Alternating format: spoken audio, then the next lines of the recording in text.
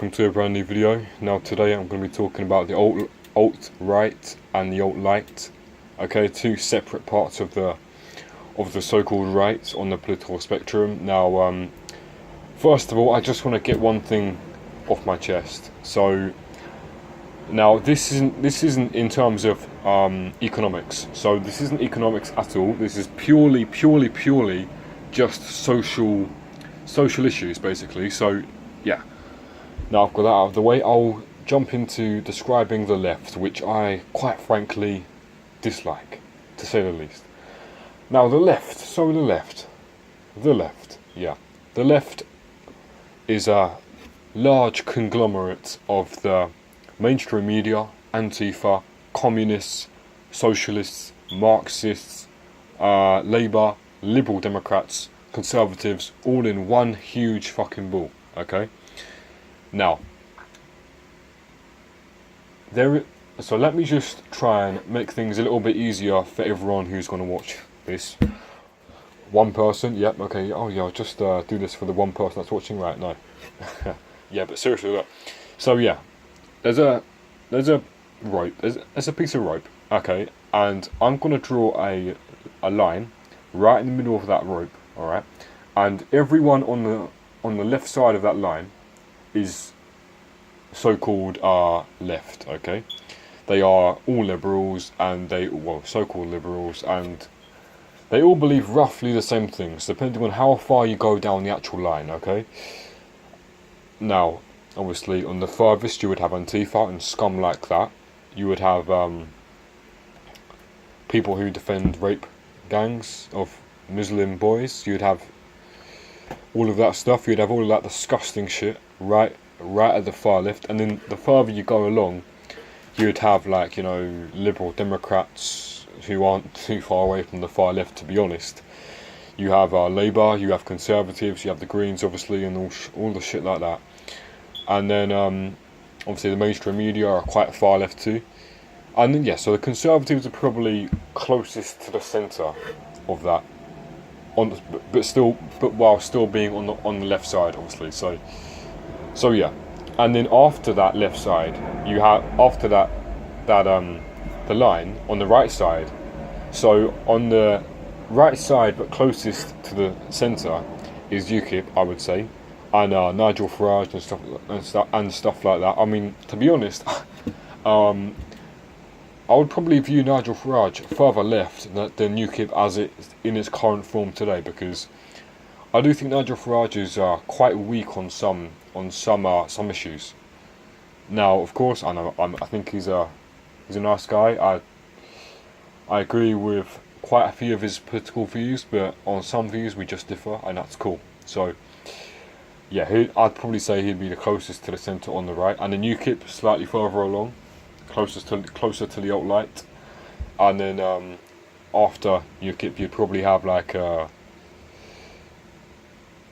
you'd probably start off with Sargon of Akkad. You'd probably have people like that, Jacob Rees-Mogg even. I mean, to be honest, Jacob Rees-Mogg is probably about the same as Nigel Farage. So yeah, you'd probably have like Sargon of Akkad, Jordan Peterson, Paul Joseph Watson, all of that stuff, basically all of that stuff. And then that basically forms what the alt-light is, okay? So they're on the right of the social political spectrum, but they aren't as far right as people like to paint them out to be. I'd say they're fairly weak on some policies. So, there you go. So yeah, I'll give you a little synopsis of what the alt-light actually believes. So they believe in stuff like they believe in tighter immigration. They don't believe in anti-immigration, but they just believe in just tighter controls on immigration and stuff like that. They also, stick up for, the Muslim, Arab rape gangs, which we've seen, etc. And they're sort of in that sort of bit.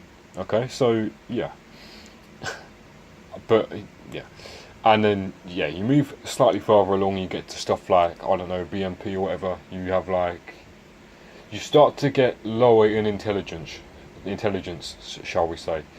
You start to get to people who believe Jews are the issue for like, for everything. Jews are the issue with everything, and they're like, they should all be cough cough killed or something. So yeah, who does that remind you of? Yeah. So yeah, here we have the alt-right, okay? So the alt-right believes in, they hate Jews, but funnily enough, they believe, in congruence with the left on group identity, okay? So they actually believe in group identity, but this time they actually believe in white group identity. So they actually, I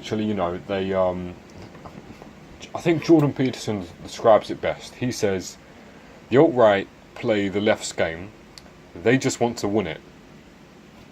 Basically, I'm paraphrasing there, but that's effectively what they said. So, yeah, and from that standpoint, I would be a member of the alt-right, but I'm not a member of the alt-right, as I do not have an issue with Jews at all. Jews are, they could be nice people. I mean, I don't really know many, but I suppose they could be nice people. So yeah. That's where me and the alt-right differ. They choose to target a minority and choose to demonise them in every single way they can. I tell them that that's fucking incorrect and wrong, and it's just stupid, to be honest. And yeah. Now, if people are, then ask me, so why aren't you a member of the alt-right? Well, funnily enough, the alt-right doesn't believe in a white ethno-state, which I happen to believe in, and I happen to strongly believe in a white ethno-state. I believe it's like the minimum standard we should ask for. I mean, for God's sake, I mean, nearly every other country that isn't white on the planet is an ethno-state. I mean, just look at them. They're literally ethno-states. China, Japan, South Asia, completely. India, Pakistan, Nigeria, Congo, Libya, Egypt, all of that. They are all ethno-states with their respective races. They are all ethno-states. I mean, it's as simple as that. But obviously, no, of course, because our countries are white, so we shouldn't have ethno-states. Of course, yeah. Now, I really hope that people understand my point of view in that sort of perspective. Because yeah, I'm stuck in between the alt-right and the alt-right and the alt-right. So I'm sort of in that middle ground. I don't hate Jews, and I want a white ethno-state. So you know what I mean? I'm sort of in a sticky position. So yeah. Now, why does the alt-right hate the alt-left? And why does the alt-left hate the alt-right? Well, I'll tell it to you simply. The alt-left is sort of a weaker stance on issues than the alt-right. I would probably say the alt-left is not the fucking alt-left. Fuck them. No. The alt-right, okay, I would consider to be common sense, right? So common sense issues, okay? So your common sense tells you that there is only male and female. That is common sense. I mean, it's common biology. It's very simple. You don't have to be a fucking, you don't have to have a fucking PhD to realise that there's only male and female. There isn't any other bullshit. So yeah. And just common sense, like, for fuck's sake, do we really need to be taking in fucking 500,000 migrants per year? No, it's as fucking simple as that. No, we shouldn't be. It's as simple as that. And it's fucking common sense. So yeah. So basically, the nice man's alt-right is the alt-light. It's basically like if you want like a sugar-free version of Coke, then you go for Coke Zero. So this is the sugar-free version of the alt-right. So yeah, and so why do they hate each other? So the alt-right hates the alt-right because they seem, for the same reason the alt-left the far left hates the alt-right. It's because they have different opinions. Effectively, they have different opinions. So, I mean, to be honest, the alt-right are just, on some issues, they're so fucking hypocritical. So basically, the alt-right will have a free speech sort of thing, okay? But then they won't allow the alt-right to attend. So it's only free speech if it's you and the far left. I don't really understand that, because you aren't actually taking in the entire spectrum, let's just say, of the issues. So I mean, like, what the fuck?